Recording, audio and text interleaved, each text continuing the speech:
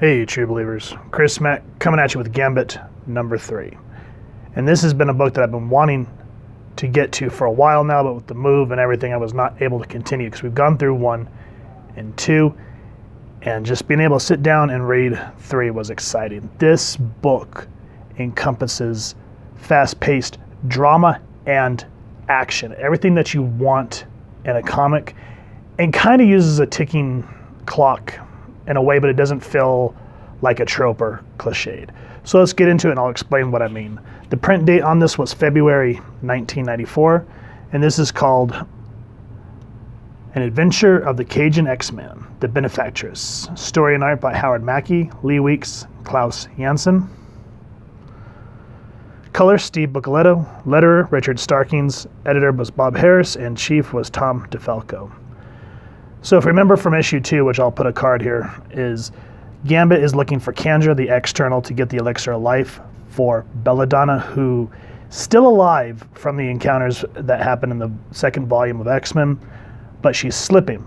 And so the elixir of life that they give the thieves is all that can save her. And remember, Belladonna is an assassin, and those are the 2 warring guilds.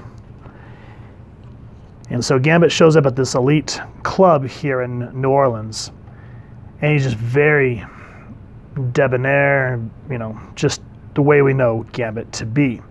And he's asking all the wrong questions because this security team at this private elitist club comes and takes him. He was like, what was it about me that caught your attention? Could it be my fashion statement? Or perhaps I asked too many questions, eh? I thought we'd be going up to see Kandra. Perhaps Kandra would prefer if I stopped by another time.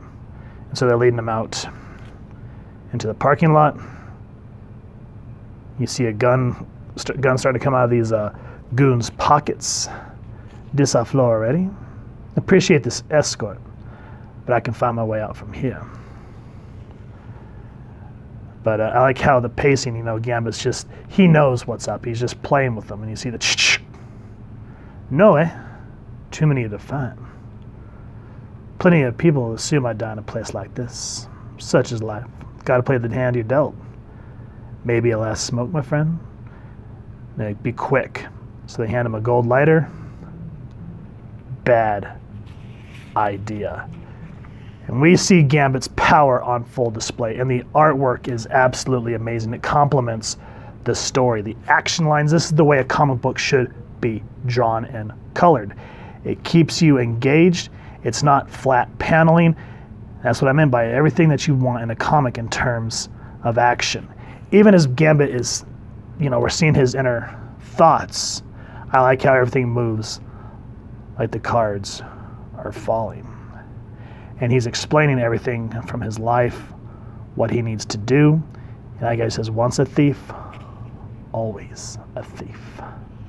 So he runs into the tithe collector, which remember is the person that takes the tithes from both the assassins and the thieves guild in order for Kandra to give each of them, the thieves get the elixir of life for longevity. The assassins get the, the power, strength, and all that good stuff. Now, while all this is happening, while Belladonna is dying, Rogue shows up to New Orleans because she wants to know what's going on, because her and Gambit's relationship at this point is new. And so she doesn't understand why the wife's still alive or why Gambit would want to go. There's this lady here, they call her, what's her name? Tanta Maddie, I think is how you pronounce it. And, she took care of Gambit and Belladonna all through the years. And what I like is how, Rogue has this, a lot on her mind because of all this. And she actually feels tempted. She goes, it'd be real easy for me to absorb these memories with my mutant powers. Just one little touch and she pauses. Like I said, it'd be real easy. So you see that Rogue, in a sense, is being a little selfish because she wants to know about Gambit's past and whatnot. She resents this woman for still being alive. And then we get back to Gambit and the Tithe Collector. An awesome fight ensues, I guess, as the effect on the charged up picture frame is, as usual, dramatic. And just a big explosion. And I actually think Gambit's in Paris, I'm sorry, because there's the Eiffel Tower. But anyway, there's a spoiler here, so if you have not read this, pause this video, go pick up the series 1 through 4, and then come back. Here, Gambit doesn't know who Kendra is, but he goes, you're Kendra, the benefactress? It's been a long time since you left Paris, Remy.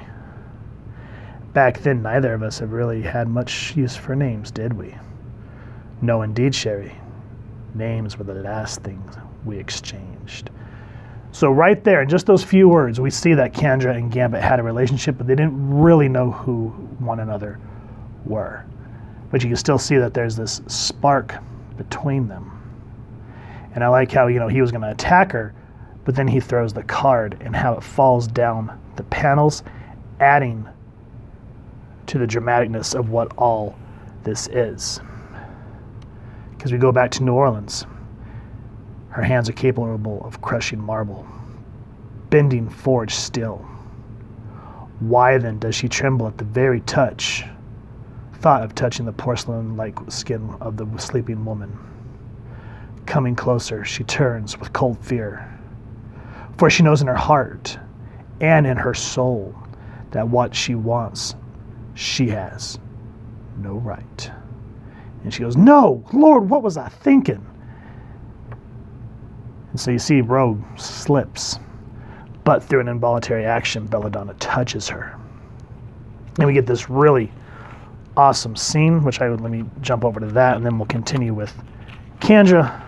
But I love the paneling of how Rogue is seeing Belladonna's memories of how she met Gambit and how he was young and dashing, etc., so forth, and how she wants to grip these memories as her own.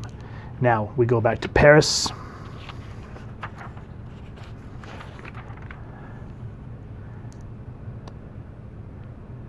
And Kendra actually explains what type of machination she has for the Thieves Guild and the Assassins Guild. And I guess back when they had a relationship, he worked for her in a sense. He's like, I finished my work for you, Sherry. And now you've come back to Paris, seeking to betray your guild for this. And he shows her the elixir of life, which she puts on her person. And that's where she explains what she wants to do with the Thieves Guild. She says that Gambit can work for her, but she has to do something with this gentleman. Who's this gentleman? Read the book. Now, we just went over Rogue's memories.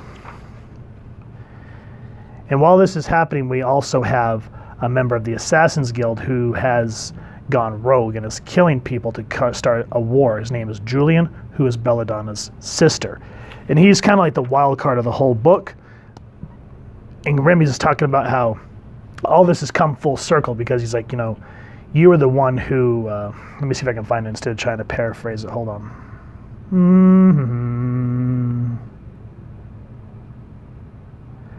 Let's see, I don't quite remember where it's at.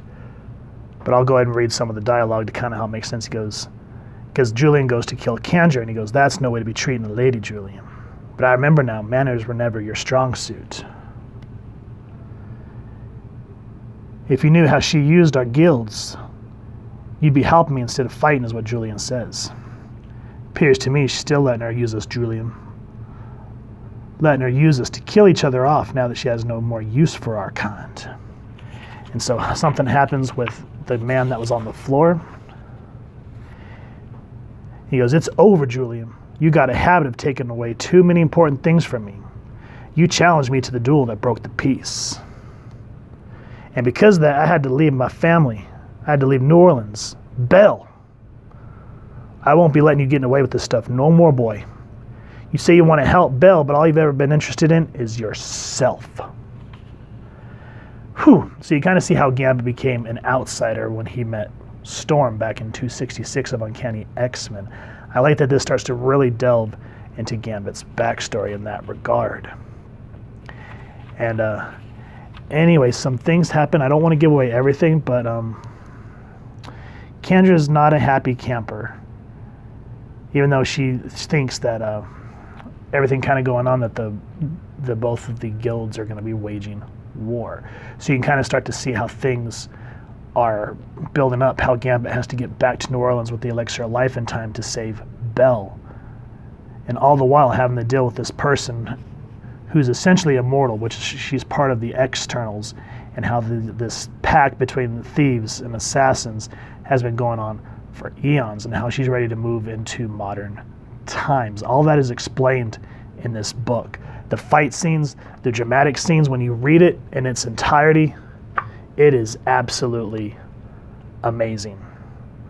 I cannot praise this book enough. I know it's not one of those big, like, oh, it's one of those big first appearances, or the 100th of 1,000 print run variant, whatever. It was a damn good story, and at the end of the day, that's what's important. Because you get a variant cover of a book, you open it up, and it's a boring story, and it's like you can only polish a turd so much. This, great artwork, great pacing, great story, everything that you want from a comic book. So if you've enjoyed what you've seen, please first and foremost support your local comic shop and see if you can get your hands on all 4 issues of this. It is absolutely amazing when you read it in its entirety.